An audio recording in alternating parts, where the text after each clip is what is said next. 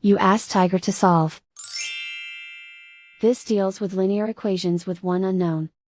The final result is u equals 5. Let's solve it step by step.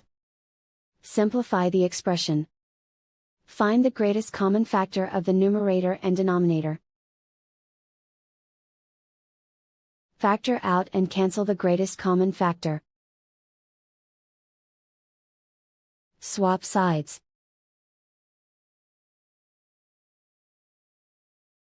Isolate the u.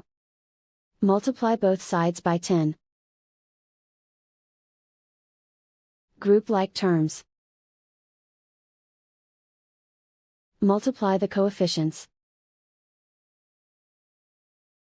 Simplify the fraction.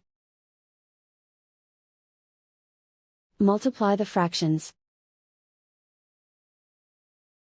Find the greatest common factor of the numerator and denominator.